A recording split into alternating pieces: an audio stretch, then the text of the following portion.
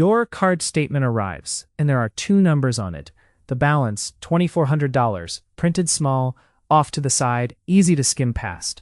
The minimum payment, $65, printed large, boxed, sometimes in bold, sitting exactly where your eye lands first. You don't do any math. You don't ask what $65 a month actually does to $2,400 at whatever interest rate is quietly listed 3 lines down. You just pay the number that was already there, the one somebody else decided to put in front of you first, and you do it again next month, and the month after that, for longer than you'd ever guess if you actually sat down and worked it out. That number in the box wasn't printed for your benefit. It was printed, it works exactly as well as its designers hoped. And there's a very specific study that proved exactly how well it works, using real credit card statements and real people who had no idea they were being tested. It's not just credit cards. It's the tip screen at checkout that opens on 20% instead of a blank field. It's the donation page that suggests $50 before it lets you type your own number. It's the real estate listing priced at $499,000 instead of $500,000. A single dollar's difference in reality, but a very different starting point for every offer that follows. It's the salary negotiation where whoever names a figure first quietly sets the terms every following offer gets measured against, even when both people privately know the number was basically made up on the spot. Once you see it in one place, you start noticing how many decisions in your life begin with a number someone else chose to show you first, before you'd formed any opinion of your own. Here's the part that should genuinely unsettle you about the credit card version specifically. The box exists, by law, ostensibly to help you. Psychologists have known since the 1970s that people don't calculate answers from scratch. They start from whatever number is already sitting in front of them and adjust from there, usually not adjusting nearly far enough. Which means printing the minimum payment on a statement, something that sounds like basic transparency, something regulators genuinely intended as a consumer protection, quietly became the exact number your brain locks onto first. Before you've done any of the math, the rest of the statement is technically giving you the tools to do. Look at the actual layout of a typical statement, and the visual hierarchy tells its own story. The minimum payment usually sits inside its own bordered box, often in a larger font size than the balance beside it, sometimes highlighted in a different color entirely, occupying the exact top corner position. Designers know your eye reaches first on any printed page. The number that actually determines how much debt you're carrying is frequently smaller, plainer, positioned as though it were a supporting detail rather than the headline. Nobody is hiding the balance. It's required to be there too. But required to exist and required to be noticed are two very different design decisions. And only one of the two numbers on that page was clearly built to win the fight for your attention. You're not choosing $65 because you calculated that's what you can afford, or because you decided that's the pace you actually want to pay down $2,400. You're choosing it most of the time because it was the first number your eyes landed on, printed larger, bolder, and more confidently than anything else on the page, and your brain, doing exactly what brains do with the first number they see, adjusted from there. Barely. This isn't a theory, it's been tested directly on real cardholders with a real credit card statement by a researcher who wanted to know exactly how much that one bolded number was actually costing people.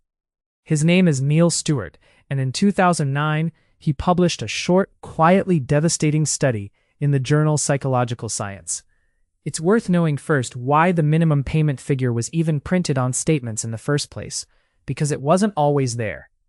In 2005, the U.S. passed the Bankruptcy Abuse Prevention and Consumer Protection Act, and around the same time, a UK Treasury Select Committee report pushed for similar changes, both requiring credit card issuers to set a minimum payment high enough to at least cover that month's accrued interest, protecting people from the specific nightmare of a balance that technically grows even while they're making payments on it.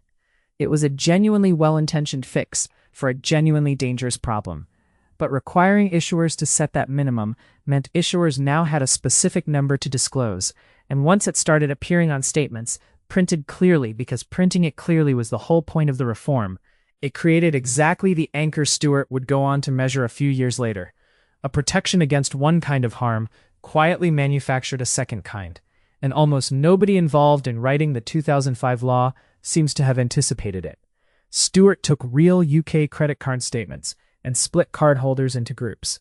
One group received a statement that included the minimum payment amount, exactly like the one in your wallet right now, and another group received an identical statement with that one number removed entirely.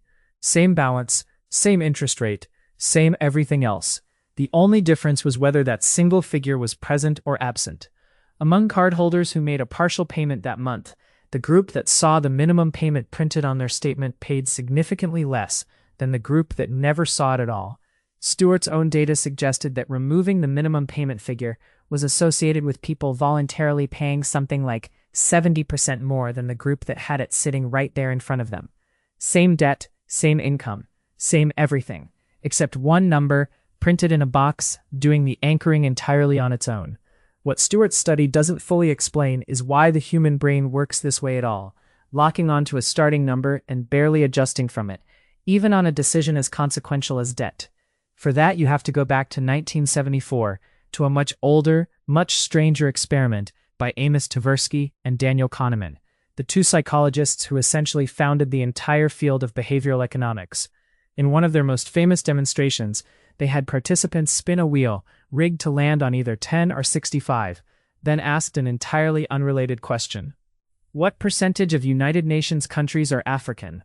People who just watched the wheel land on 65 guessed significantly higher percentages than people who'd watched it land on 10, a number from a completely irrelevant spinning wheel, with zero factual connection to African nations at the UN, still dragged people's estimates toward it. If a random number from a rigged wheel can bend a factual guess about geopolitics, a number printed in bold on your own credit card bill, explicitly labeled as the amount you're supposed to pay, was never going to stand a chance of being ignored. None of this is really about credit cards specifically either. It's about a much older idea, that debt structured to renew itself month after month, rather than get paid off once, is a relatively recent invention, and a genuinely reckless one at its start. In September 1958, Bank of America mailed 60,000 fully active, pre-approved credit cards to residents of Fresno, California, in an experiment employees later nicknamed the Fresno Drop. It was the first card in the world to offer what's called revolving credit, the ability to carry a balance and pay only a portion of it each month, rather than paying the whole thing off at once, like the charge cards that came before it. Bank of America expected about 4% of accounts to fall behind on payment. The real number came in around 22%. Delinquency and outright fraud both spiking at once, and the bank lost an estimated $20 million before the idea was even a year old. By any reasonable measure, the launch was a disaster. The concept survived anyway, because revolving credit turned out to be extremely profitable once it worked at scale, and the minimum payment, the number that made the whole system survivable for people who couldn't pay in full, has been quietly anchoring behavior ever since. The scale this plays out at today is almost hard to hold in your head at once.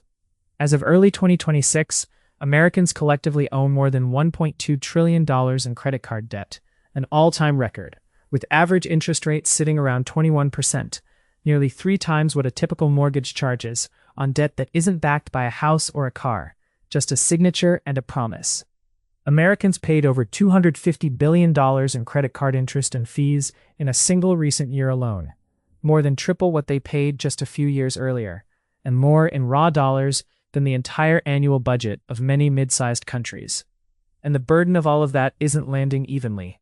Federal Reserve researchers describe the current pattern as distinctly K-shaped, delinquency improving in wealthier zip codes while getting measurably worse in lower-income ones, meaning the exact anchoring effect Stewart documented in a UK lab is playing out hardest right now on the households with the least room to absorb it. That's not really a coincidence either. Someone with a thinner financial cushion has less mental bandwidth to spare for double-checking a number that's already printed clearly in front of them, which is precisely the condition under which anchoring effects tend to be strongest in the underlying research.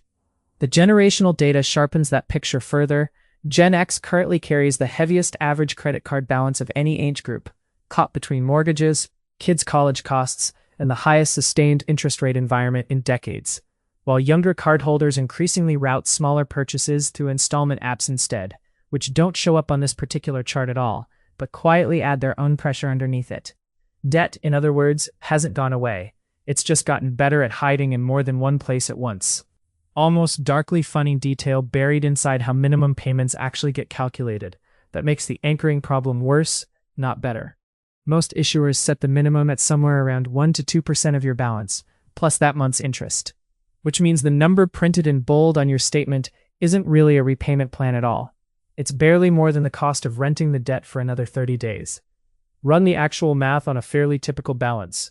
A recent industry analysis found that a balance of roughly $6,500 at a 22.8% interest rate, paid at the standard 2% minimum, takes 18 years and 7 months to clear, and costs over $14,000 in total, more than double the original amount charged.